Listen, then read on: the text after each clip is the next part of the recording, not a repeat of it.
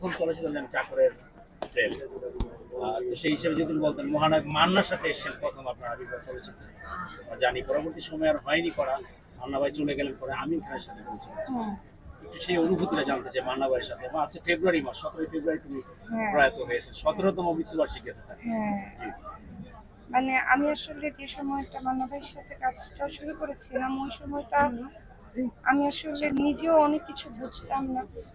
এবং মান্না ভাই আসলে ডিরেক্টর, এবং মান্না ভাই আমাকে অনেক কনভিন্স করার পরে, আমার মাকে অনেক কনভিন্স করার পরে আমরা সিনেমাটা শুরু করি, আমরা একটা গান করি। খুব বেশি সময়ের জন্য আমি মান্না ভাইকে পাই নাই, কিন্তু ওই অল্প কয়েকদিনের যে পাওয়াটা বা যে শিক্ষাটা, আমার মনে হচ্ছে উনি একজন ভালো এবং গুণী অভিনেতা ছিলেন, যার কণ্ঠ শুনলেই মানে একটা হার্টবিট শুরু হয়ে যায়, সেটা হোক আতঙ্কে, সেটা মানে বাক গর্জন দিলে যা হয়। মান্না ভাই সেরকম একজন মহানায়ক ছিল, যেটা মান্না ভাই না থাকলে, তার চোখে যদি আমি না পড়তাম, তাহলে যে আপনি চলচ্চিত্র নিয়ে কথা বলছেন এটা হয়তো হতো না। তখন আমার শুরুটা হয়তো ছোট পর্দা দিয়ে হতো। তার মৃত্যুটাকে কিভাবে দেখেছিলেন, যে তখন প্রথম ছবিতে এসে একটা আমি হোঁচট আসলে খাওয়া? আমি আসলে ওই সময় বুঝি নাই, আমার কাছে মনে হয়েছে যে কি হইলো এটা, মানে প্রথমে আমরা কেউ বুঝি না, আমরা করতাম না। পরে যেহেতু পরে সবাই মিলে ডিসাইড করছে যে না, যেহেতু মান্না ভাইয়ের একটা গান করা আছে, তার শেষ স্মৃতি হিসেবে সেটা যেন রেখে দেওয়া হয়, এবং তারপরে বসে গল্প করিয়ে দায়িত্ব করে তারপরে করা হয়েছে।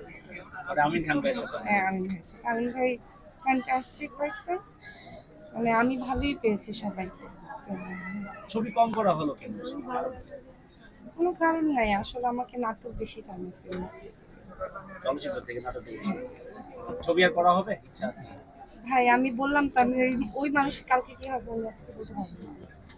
আচ্ছা, আপনি যারা ফ্যান ফলোয়ার আছে, দর্শক আছে, যারা বই পড়তে আগ্রহী, তাদের উদ্দেশ্য বলে একটু আমরা বিদায় নেব।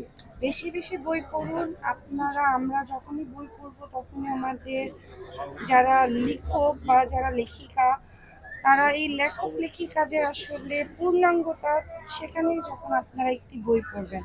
এবং পড়ার আগে অবশ্যই দেখে নিন, জেনে নিন যে কি পড়ছেন, কারটা পড়ছেন। ওই অদু মধু যদু সবার বই না পড়ে ভালো কিছু মানুষের বই পড়ুন।